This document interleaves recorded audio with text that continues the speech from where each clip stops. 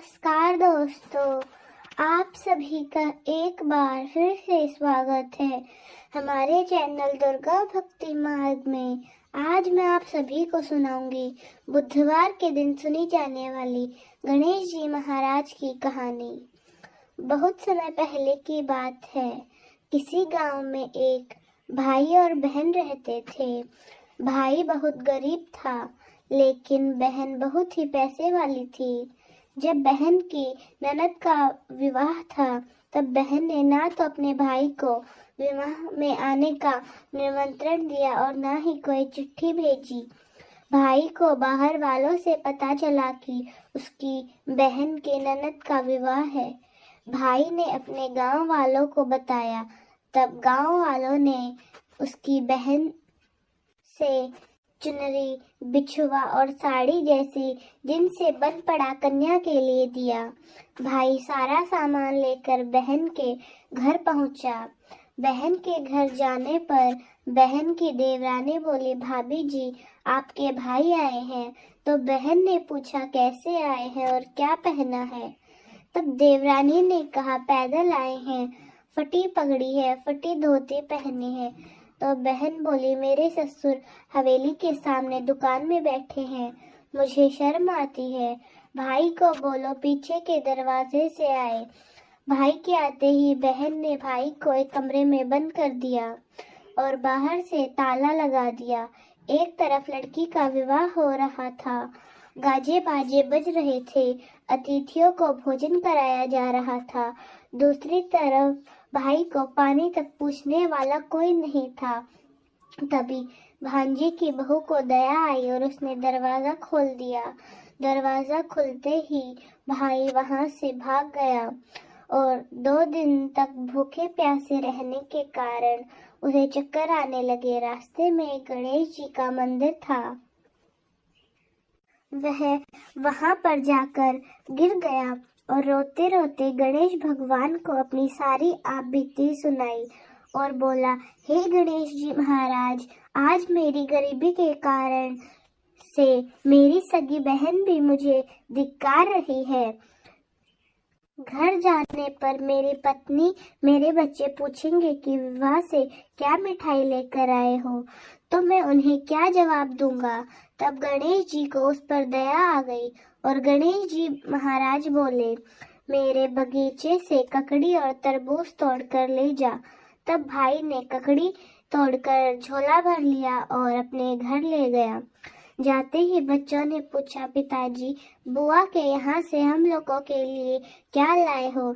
झोला खोलते ही छोटे तरबूज सोने की गेंद में बदल गए और बाकी तरबूज काटने से ही उसमें हीरे मोती निकले। पत्नी बोले, आप बहन के घर से इतना कुछ क्यों लाए? आपकी बहन ने हम लोगों को बहुत ज्यादा दे दिया है। भाई ने कुछ जवाब नहीं दिया। गणेश भगवान की कृपा से उनके दिन बदल गए। भाई का काम धंधा जोरों शोरों से चलने लगा।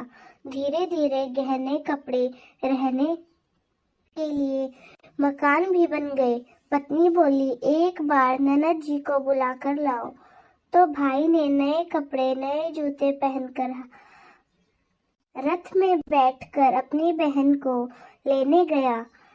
वह अपनी बहन के घर पहुंचा। तब देवरानी बहन से बोली कि आपके भाई आए हैं। बहन ने पूछा, कैसे आए हैं और क्या पहना है? तब देवरानी बोली, रथ में बैठकर खूब ठाट बाट से आए हैं। बहन बोली, मेरे भाई को बोलो कि हवेली के सामने से आए, मेरे ससुर देवर जेठ देखेंगे। भाई का बहन ने खूब स्वागत सत्कार किया। भाई बोला, बहन मैं तुम्हें लेने आया हूँ।